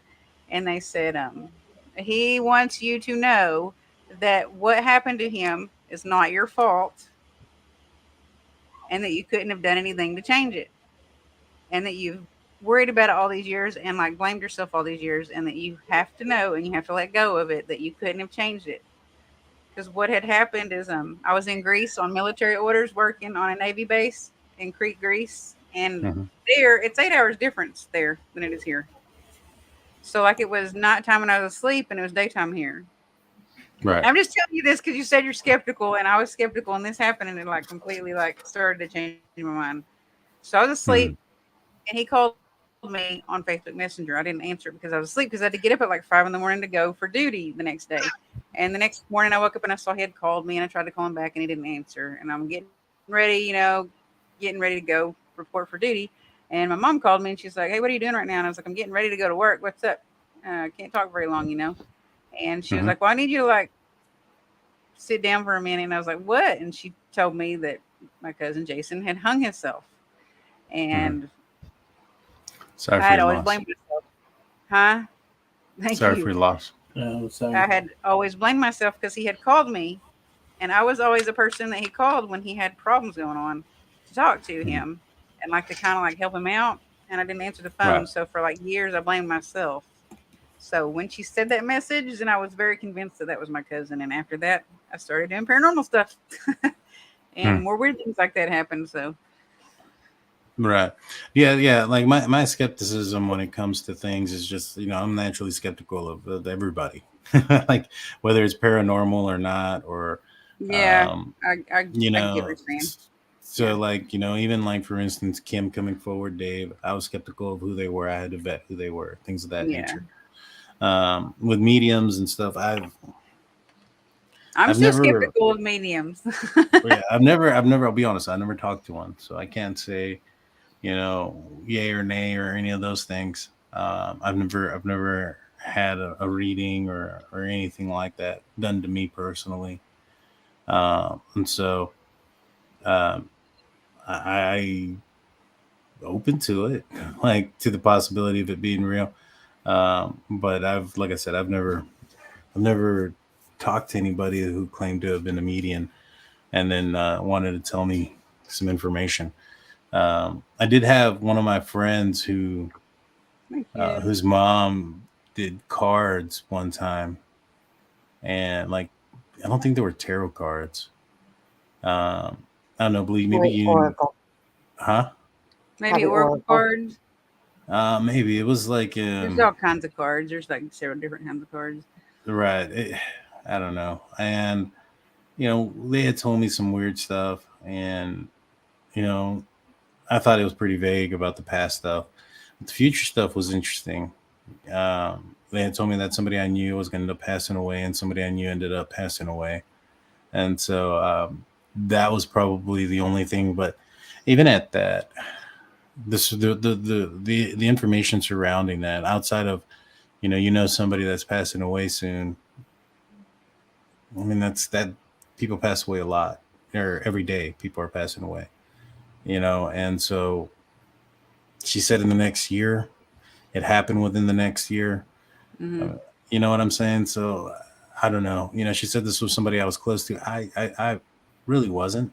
It was more closer to like, a buddy of mine, and my father. He worked for my dad, and so um, he ended up coming down with leukemia and passing away Oh, I'm unexpectedly. sorry. Yeah, and like I knew of him, but he wasn't like this guy that the person that was reading the cards told me there was. This person made it seem like I was very close to this person, and almost made it seem like it was my dad.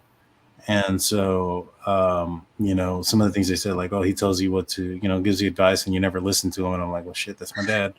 And so, I got pretty concerned about, his safety and stuff like that. But um, yeah, none like that. Nothing happened except for our friend of mine. Like I said, it was more of an acquaintance, and so a lot of the details surrounding it weren't real or true. Just the fact that somebody I knew did end up passing away around the age that they said that this person was. It's like, this person's not old. He's kind of younger, older than you, and it's going to be untimely. And I was like, okay, we'll see what happens. And then that ended up happening. I'm like, oh snap! But um, that's probably the extent of my experience when it comes to something like that. Yeah. I think you have to be like, I understand where you're coming from because even being a military police officer, that's not literally the same as being a civilian police officer. There's a lot of difference. But the unit that I'm a part of or had been a part of, there was a lot of civilian correctional officers, state troopers, and like highway patrolmen and police officers in there. And just knowing them and knowing like how I perceived that you are, it was like a lot like them. So that's why I kind of was like, he's got to be in law enforcement. And when you said you had vetted those people, I was like, that is so something that I know so and so or so and so would have done. And I was like, he's got to be like prior law enforcement or something like that. Yeah, the one thing that I would hate to do, is put up some information or somebody out there that is flat out Yeah. lying and just trying to get fame or something to that nature. Yeah. Like have their 15 minutes, so to speak. And so, we've had a lot of people come forward to us and tell us a bunch of stuff. Yeah. And some of the stuff that we didn't put out there ended up being true. Like for instance, prior to Brian Koberger being arrested, we had gotten information that Dylan or somebody in the house, they never mentioned names, but that somebody in the house had seen the killer at 4 o'clock in the morning. And we're Yeah. like, yeah, that sounds like a load of crock. Is it not Somebody, crazy though that somebody yeah, told you that? yeah, they told us that. And then like, I know somebody who's close, knows someone who's a police officer in the, close to the case. And I'm like, all right, what do they know? They know that supposedly one of the victims saw someone inside. And I was like, they saw somebody inside and didn't call the police for 8 hours. That sounds like a load of crock of smoke. And I was like, nah, I don't believe it.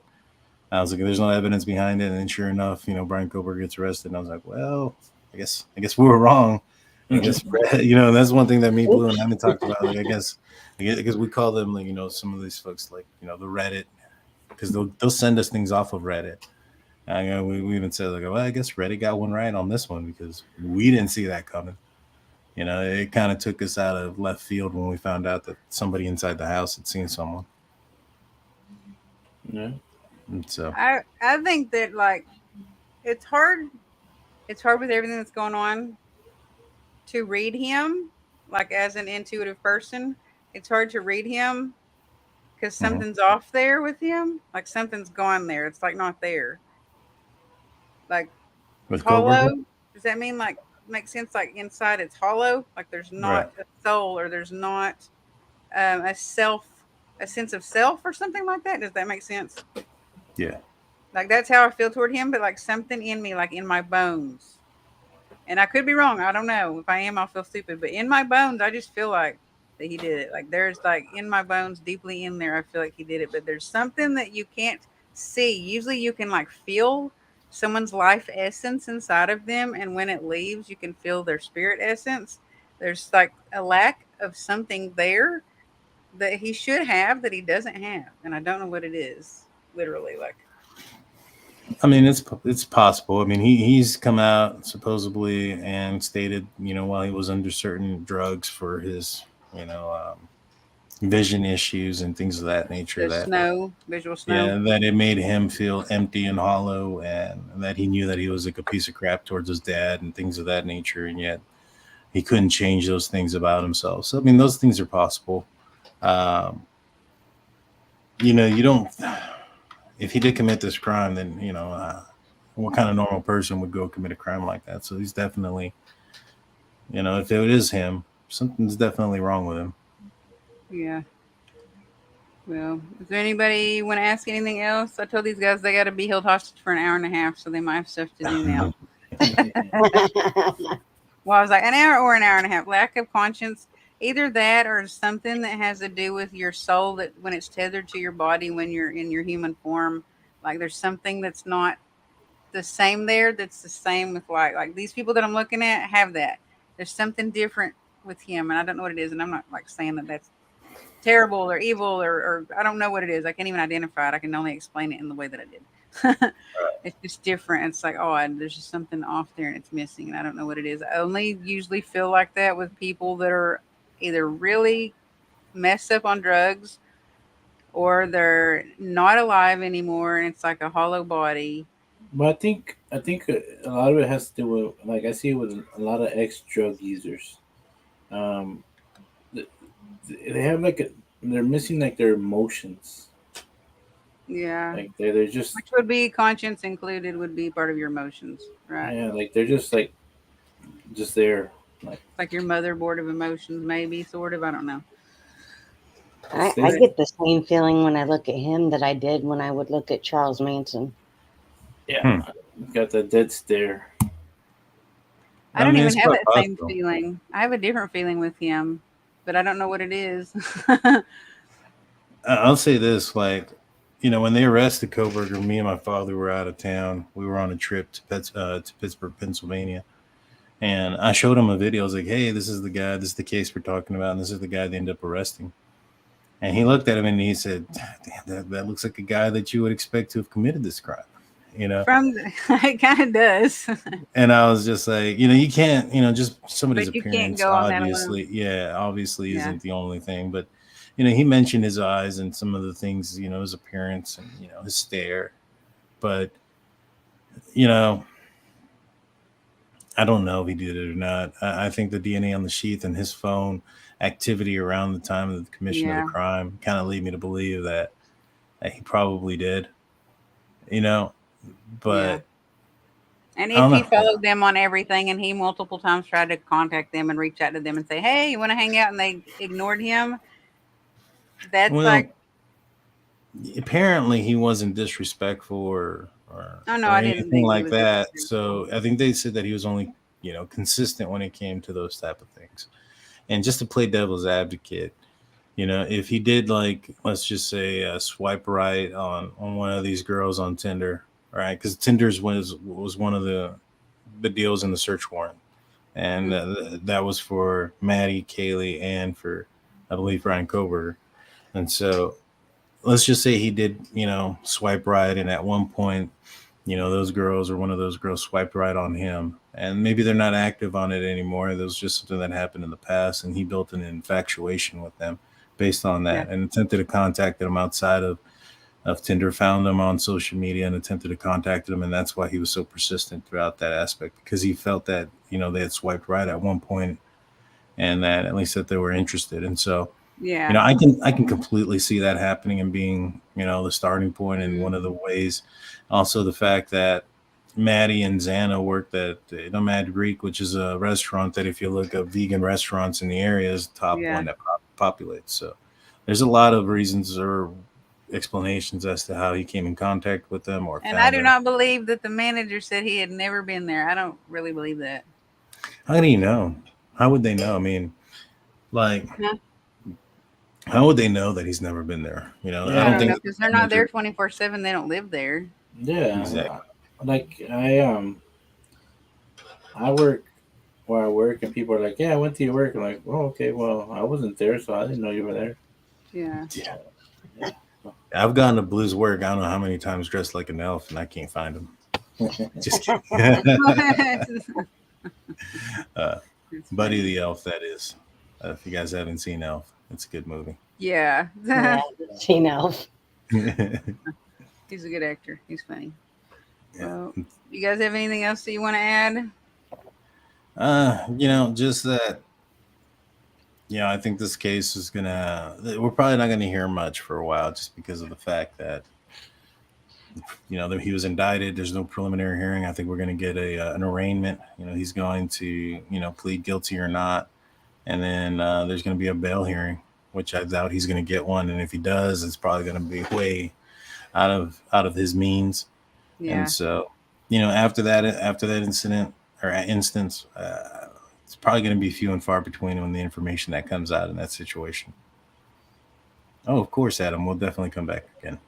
Maybe after the case is over, they can come back and talk about it. 100%. 100%. We're more than welcome to. Stephen King wrote a book, 11/22/63, about. I just saw that. That's That is creepy. weird that you just said that too. I I saw didn't. that so there's a docu-series, not docu, there's a mini series that on 11/22/63 Stephen King's. Have y'all seen it? I think it's with James Franco. I haven't seen it, but I've seen it. again, this is one of those weird paranormal things. The first numbers are 11/22. Yeah. 11/22 King Road, 11/22. Yeah, but that case is about. Well, I Yeah. don't know if I haven't read the books, but if the book is anything like the series, there's a guy that has the ability to go back in time, and his goal to go back in time is to save the life of JFK. Yeah. And Oh, it's very interesting. I found it to be fascinating. I saw it a long time ago, like when it first came out. Then it came out in 2016, and then here recently, my mother-in-law, she's staying with us for for about a week or so because of the baby and stuff, just to kind of Aw. help out. yeah. And her and my father-in-law were here this past weekend. And I was like, hey, y'all need to check out this show. It's called 11/22/63, and we just recently just saw it this past weekend. So that's funny that they bring it up Oh, cool. in the chat there. Nice. But if you haven't Yeah. seen it, it's a Is that the fantastic. year that's the date, right? 11/22/63 is named after the date that he I went back believe to. so.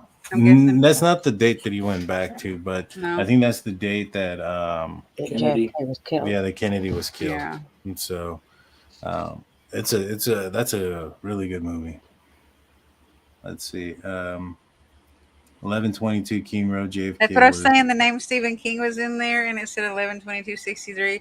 And the only reason I thought that was odd is because I had a theory, which is going to sound stupid, and you're probably not going to understand it. Dawn will understand it, but I've always thought from the very beginning that the address on their house, and the only reason I say this is because I see patterns and like numbers and stuff like that, like weird Right. things like that. And the number on their house, the first thing that ever stuck out to me of anything was the number on their house. And then because if you work with spiritual numbers and spirit guides and angels and all that stuff, which is foreign probably to you, no, not making you sound bad. 11/22 means a certain thing, and it always stuck in the back of my mind. And then I saw a psychic did a reading last night of what Kaylee's message to her dad was, and the numbers 11 and 22 came out, and I was like, why do I keep seeing those numbers? And then right now I just saw it again. You know, if the numbers had anything to do with it, do you think that Koberger would have had to have planned it because of the numbers, and that there would be evidence of that planning? Oh, I don't think the numbers have anything to do with any way that they could prove that he did anything. No. No.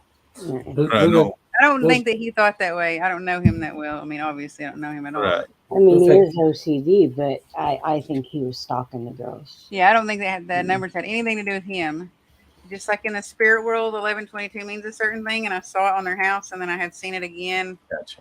in a reading that I was doing, and then I saw it again in a psychic's reading that she did last night that she was doing. What is Kaylee's message? She was communicating with Kaylee, and her message to her dad was 11/22. And I was like, that is so weird. That was last night, and that was after I had done a reading and got 11/22, and then I just saw it again. So the only reason I would think skeptical is like if I saw it once and I never saw it again. Hmm. But like in the spirit world, like you see it again, and you're like, oh, okay, maybe second time, that's kind of a coincidence. Third time, wow, that's kind of weird. Fourth time, that's even more weird. Does that make sense? Looks like we're buying lottery tickets and writing down 11/22/63. But it wasn't just 11/22. It was the word king in the same sentence. And I was like, that is so weird. It's just, I don't know. It's just weird to me.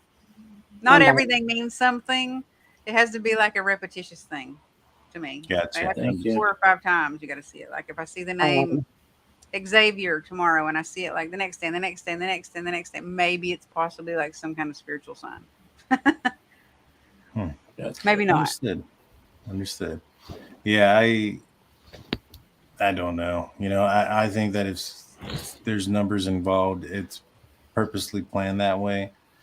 And I would think that coworker would have had to have, or whoever committed this crime, uh, planned it based on those numbers. I think that could be a possibility. But I've never even thought of it that way, but I'm gonna like keep it in the back of my mind in case anything weird does come out with some numbers involved.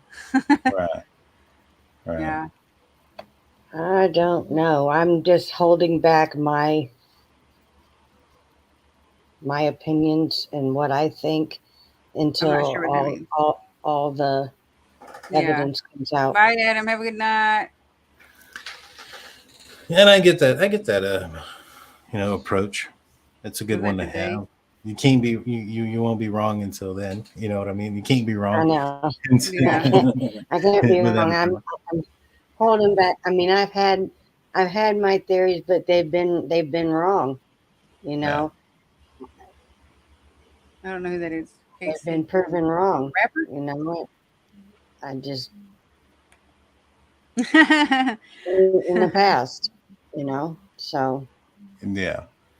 Yeah. I mean, like I said, we've had our theories too. We've been wrong. Me And and Blue and we've been I. wrong a few times. So Yeah. And a lot of it too is because the freaking police were lying to us about certain things.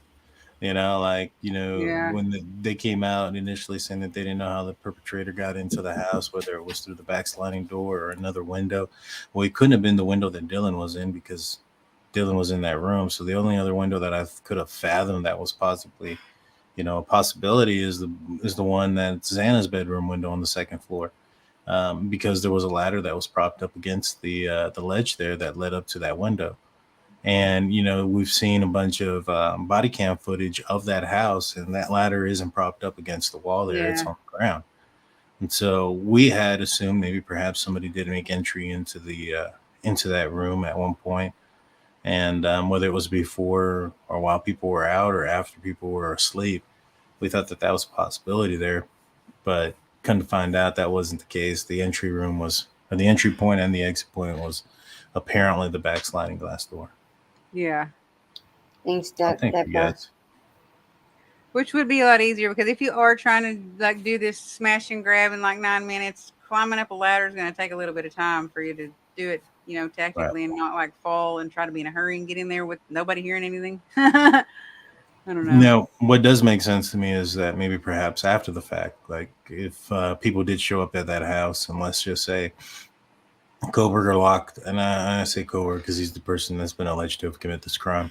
Let's just say he did commit this crime and lock the doors behind him as he exited. Maybe perhaps the reason why it took so long for police to get called is just because, they contacted friends and they couldn't get inside that room and they couldn't see what the damage was. And that maybe perhaps one of the friends went outside, got on the ladder, went on the ledge to try to look through the window to see if there was something nefarious that occurred, or just to see what's going on inside the room. Yeah. I mean, there's like probably 100 different like scenarios of possibilities. Right. I do just hope that after it's over that they explain some things. Like they've came back with the Brian Laundrie, Gabby Petito case, and they've started releasing items and stuff like that. And they're like going back and like giving pieces of evidence that they didn't give before. Maybe like in a year from now they're going to do that, or before that. No, it'll probably be longer. It'll be a year after the case is closed.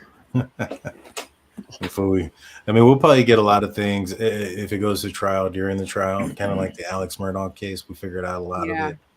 Or the But I think there's going to be the some Doomsday time. Cult mom pieces that Yeah. were in there. Yeah. And like I said, those cases, they all took significant time for them to go from the time that, somebody made a plea to the time that they were in trial. At this point, Koberger still hasn't even pled guilty or not. And Yeah. so this process is going a lot slower than a lot of people would expect or should expect. that's Monday. Monday. Yeah, we're looking forward to it. We'll be covering that on Monday as well. I think Monday is going to tell a lot. Yeah. Good, Mhm. because you guys and JRL needs to be like up on that stuff. I Oh, have he bone is up on it like he's people. like a bird dog. He's like up in there. I know. I've been in your lives, and I have tried to talk to you guys, and I know you have a lot of people in there, but I have tried to talk and say you guys are going to be on my show or on, and I'm Rosie's co-host, and you never say nothing to me. Because they don't know me as Rosie. They know me as Rhonda from my Facebook page. That and Probably. it's. I'll say this. I don't look at the chat comments very often. That's me. Big Blue brings them up. Big Uh, Blue, I I have been in there yeah. multiple times trying to I get try. your attention. Sometimes there's You never say nothing 4,000 to me. people, and like the comments just go. I'm Give me clicking your on one, hand. and Give me I your click. hand. It's a ruler. It's right there. I Yeah. try My name clicking on is one, and then I click Dawn. on the wrong one because it jumps. I'm like, It's whoa. not Dawn Marie, it's Dawn Kelch. And I have a little right it's um uh, it's yellow and it's what is it? What's her name? Next time, Is next it time an I see that, emoji? An I'll try to emoji, find a it next symbol? time. It's a little circle. Temple Huh. of Phoenix Oh, Entertainment. Okay. All right. I'll You make sure better that if give I see me it, a we'll pull shout you out. up. We'll definitely do I've been so. trying to step back because for a minute it was getting pretty like heavy there with a lot of speculation, and it was kind of like making me mad. Yeah. Oh Like all yeah. the Well, rabbit holes of the rabbit holes, just kind of like I don't know, they kind of overwhelm me. I'm like, But man, I'm a guys, paying sub. no, for sure, yeah, for sure. I'm not. We try to get to as many as we possibly can. But like for instance, yesterday we had probably about like 1,500 people in there. Day before that we had almost 4,000. Oh, I know you had a lot. Yeah, But and so it can be a little bit daunting sometimes too. I'm just giving you crap anyway. Yeah, But no, I I've know. been in Like, there trying to get y'all's attention. yeah, Yeah. we get a lot of comments in there, But you got to and think about it this way. I also drink half the time, and that's I true. know you guys I, are proud. Hey, I I have even, some questions I didn't ask, and I want to squeeze them in for like we have 9 more minutes to be 2 hours. Are y'all cool for just 9 more minutes? Yeah. We can do that. Okay. I didn't ask these questions. I didn't see them, and they're on this page, and they're actually like good questions. What do you think about someone that said supposedly it's okay, I'm going to help you? What is your theory on that? I Or it's mean, okay, I'm here to help you. I'm going to help you. However you right. word it. I mean that was in the probable cause affidavit that Dylan stated that she heard somebody say, "It's okay, I'm here to help." Um, so I don't know if it's so much a theory as much as the police have at least an idea that that was said. Why this person may have said that, I don't know. I don't think it was. I have no idea why somebody would say that in that situation. Maybe, maybe perhaps the person was, you know, um, bleeding out, and he thought that he was helping them by. Finishing them off. That was what I kind of thought, actually. That's probably the most logical. Is Because that's putting what them out of Brian Laundrie misery. said he did with Gabby Petito. Brian Laundrie said that she asked him to end her life because she was in so much pain. So he was helping her, he thought, and that's why he killed her. Right. Which I don't think is true, but yeah. I don't either. That's just what he said, and yeah, that like, kind of crossed my mind. I think the same thing. Like he probably said that to calm her down so she wouldn't be yelling. But yeah, I think it was just Or determined. to try to trick her. I don't know what if. It could Well, also be just a sick game. I mean, BTK torture was one of the things that he used to do, and this is something that Brian Koberger followed, and yeah. so it could be some kind of sick game to him. To tell somebody I'm here to help you and not be the case. Or yeah, just to try to soothe them and make them like be accepting of what you're about to do. That's possible uh, too. what was the other question? There's like a billion of them. That was one. Do you guys think that there's any coincidence or anything important about the white truck? No, No. No. there's a lot of white trucks. We've seen the white truck. We went on Google Earth. And in that area, and where, for instance, you see the video that says, Maddie, what did you tell Adam? I told Adam everything. There's a white truck parking behind them. We found where that video surveillance was taken at.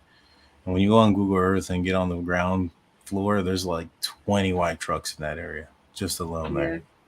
And white trucks, it's common color, it's common vehicle, especially in that area. It's the cheapest color of truck you can buy. Yeah, and so White's a work truck. Probably, or most easy to get a hold of if you're just buying a car and you just need something that runs. Well, right.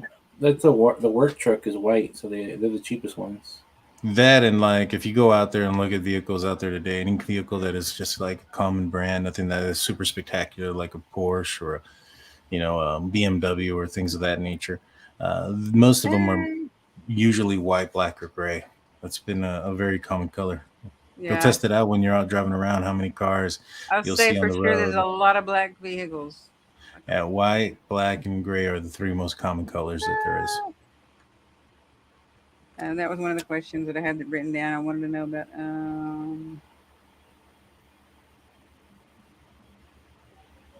Do you think Ethan's siblings will be in court to testify or to give witness testimony?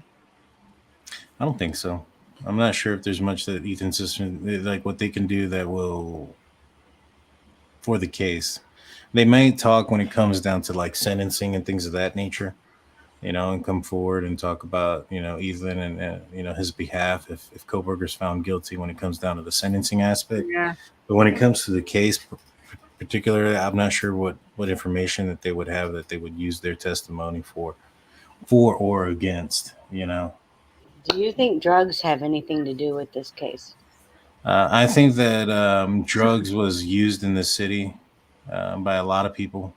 And I think that even in that house, that drugs may have been used recreationally. They may have even been sold at a time. But I do not think that was that this crime was a result of drugs, in my opinion. If it was, I don't think that it was Brian Koberger. If he's not guilty, for some reason. Maybe. I don't think that. I mean, he here's the and thing: drugs were if the Brian reason. Koberger was trying to commit the perfect crime, that would inquire, or you would need the perfect victims. And so having victims that have parties, have a large amount of people that come over that are in and out of that house, have a drugs in and out of the house might be something that would make it an easier target because of the fact that you'd have so many other suspects that are around. You also have a young lady who was recently gone through a breakup.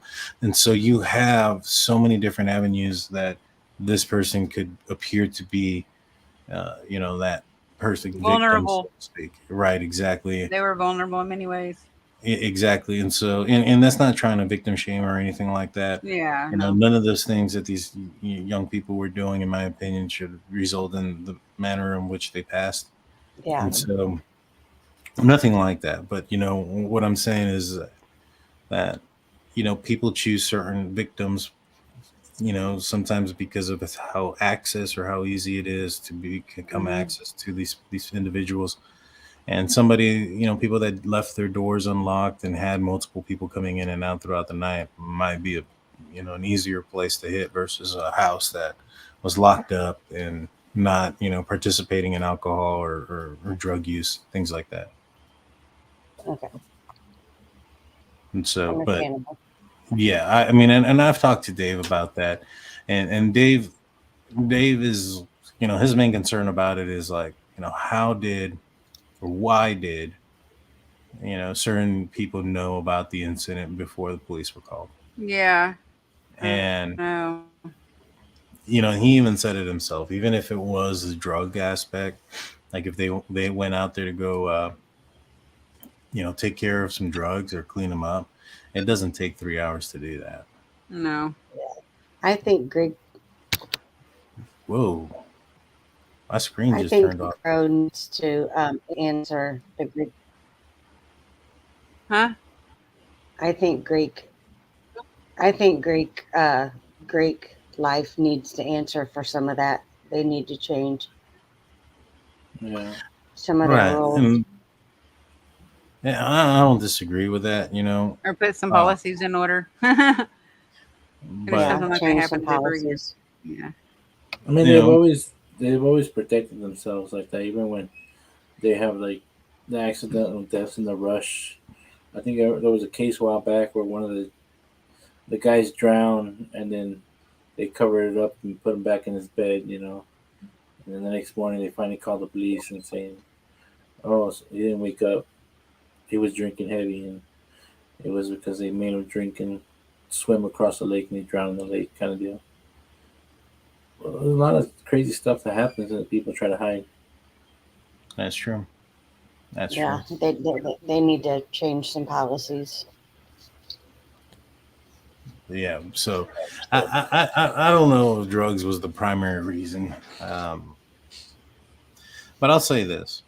The police department came out early in this investigation and stated that they weren't sure if the people in the house were targeted or if it was the house itself. And, why would the house be targeted? So, unless it maybe was, they at first from a faraway glance they speculated drugs or something like that. Maybe just because of past incidences and stuff oh, they I'm fairly knew. positive. I mean, I think it took them a while to find Koberger. I don't think it was something that was quick. Yeah, I think that they had eyes on a lot of different people, and including Koberger. And I think a lot of those, they went through clearing each person one step at a time. It probably started off with the people that were in that house. So their yeah, investigation was, primarily probably first Dylan and Bethany, and they probably went through all of their information and their phones and things of that nature.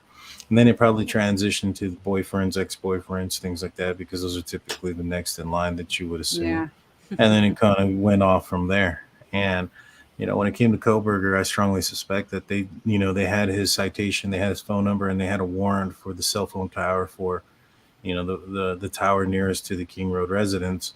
And initially, when they looked at those things, my speculation is that they saw that his phone didn't connect to that tower, and so they stopped. I don't think he was the prime suspect at that point.